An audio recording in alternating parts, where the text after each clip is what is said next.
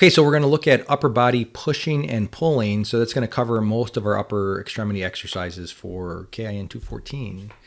So when we look at pushing things away from us or pulling things towards us, that's going to be either happening in the vertical plane or horizontal. And so when we look at vertical, we're looking at like overhead press, military press, shoulder press. And then if we're looking at horizontal, we're looking at like bench press, barbell press, all of our like standard chest exercises. When we're looking at pulling exercises, we're looking at like the lat pull down, and when we're looking at pushing exercise or pulling exercises horizontally, we're looking at the rowing components.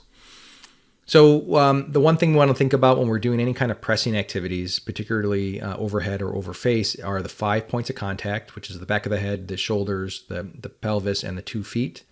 And for spotting, we always want to spot when things are going over the head or over the face. And so you want to be spotting distally closer to the weight at the hands.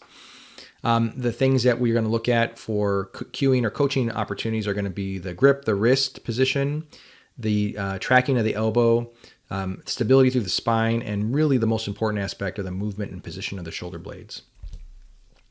So one of the things about the bench press is that part of the humerus movements of the upper arm, it has to go through abduction and adduction, and or flexion and extension. And where the scapula goes, the humerus goes, and it's more so where the humerus goes, the scapula goes.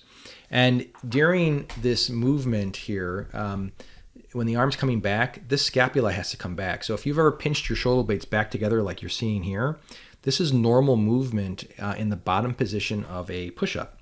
This guy here is just doing scapular push-ups where he's kind of going up and down, up and down. So it's just protraction, retraction, protraction, retraction. Now, part of the problem with the bench press is that during this, when this arm's coming down, you have to do this protraction, but then you can't because you're stuck at the bench and you start to impinge around the shoulder. So be aware of that with bench pressing with your clients, with yourself. It is the most popular exercise for 18-year-old boys up until the age of 38 because that's the masculine area of the shoulder girdle. And so everyone forgets that like it's not the best exercise for building up the pecs, but it's a macho exercise nonetheless. But to appropriately do bench pressing, one of the things you want to look at is that the bar is not coming straight down here, that you want to maintain perpendicular forearms the entire time as much as you can. So you can see here, you can see that the bar is kind of here. He's got this flared up by the neck. You're not going to come down towards the neck. You're going to push the bar up over the head, but you can see that it kind of takes this curved path on the way down, and it ends up more like mid chest, right? Again, wherever you have your grip and whatever your unique individual arm lengths are, segments are, that might be here like mid-sternum, might be here up at the clavicles. It probably won't be down by the belly, but you want to keep this loaded right through the forearm to keep appropriate balance, and you're going to load here straight through the arm and then load down here as you come down. The narrower grip you take, the further you're going to go down the belly. The wider grip you take, the more you're going to stay up here at the neck. So again, I'm not saying this one's good, this one's bad, vice versa. Whatever grip position you choose, now stabilize that so you're not going into internal-external rotation. This kind of shows the same thing, that it's not a straight up and down aspect for the bar, that there's a little bit of a curve. This is just showing the curve the opposite direction. It's like a diagonal. You're coming down like a slope and then coming up, whether you come up and over or over and up, but it's not straight down. That's why the Smith machine is just a horrible piece of equipment. Well, so your grip position also in this, you don't want to go too wide, too low. You want to make sure that you're balancing your grip here with your segment length. So there's not one grip that's best for everybody. Everyone's different because of their different structures. But again, if you can get if you can keep your forearm as perpendicular as possible, you're going to be in much better position. So depending upon how wide you are and how long your arms are, where you want the bar to hit, you're going to grab it in a way where your forearms can be perpendicular. And that's what you're looking for: perpendicular, perpendicular, perpendicular, perpendicular.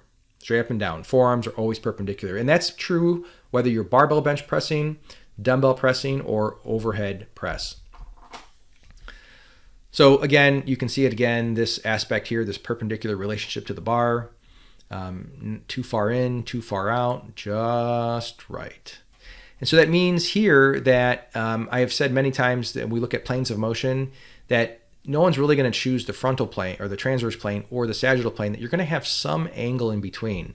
So a lot of times I see guys bench pressing and they're really trying to keep their elbows flared out.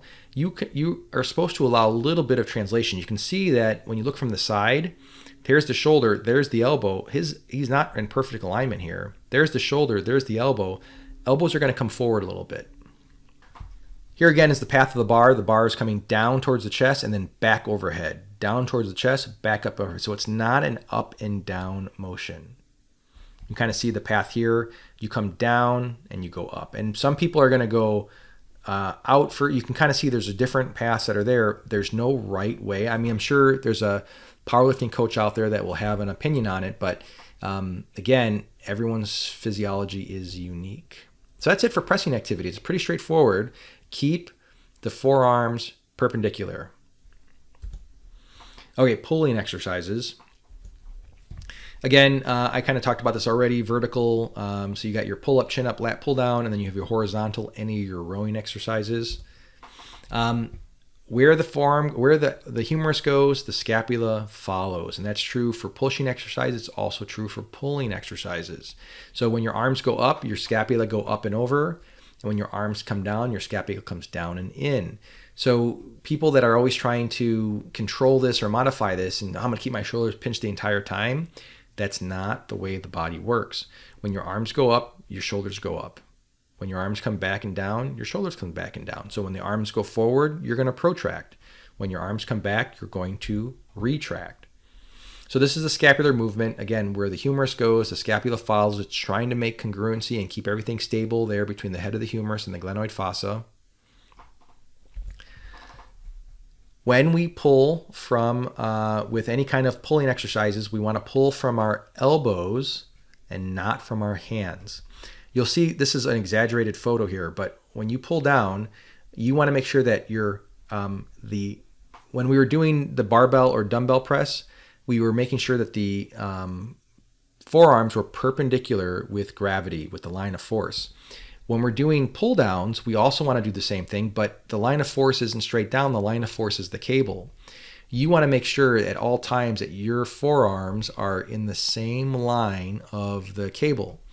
If you see things like this, where you see this like internal rotation or any type of weird stuff happening, you have a client or patient that's focusing too much on the bar and the hands, and they're not focusing on the shoulder and the elbows. So the perfect cue here is to get them to stop focusing here and focusing back here. But when you see things like this, that's what we want to change. And so what we're trying to do is, you can see here, there's the forearm perfectly in line with the line of force, perfectly in line with the line of force, perfectly in line with the line of force. Even though he's leaning back, the plane of motion, his forearm is still in there. Now his upper arm is going to move down a little bit, just like he was with the bench press, but that's what's supposed to happen. Again, perfect line here into the forearms. Doesn't matter what angle you're at, perfect line right into the forearm. So you're always trying to keep the forearms perpendicular to the force. I got to say it again, perfect line, perfect line, perfect line. That applies also for your pulling exercises. You're going to have, whether you go wide grip, close grip, you want this perfect line through your forces for your activities. So we'll go through class a little bit, and I'll have a checklist for you, but the movement you want to encourage is moving from the shoulder elbow, not from the hand. We'll talk about grip a little bit too while we're in class, but I just wanted to give you this basic primer and some of the things to kind of review so that we can spend more time hitting it hard in the gym. Thanks.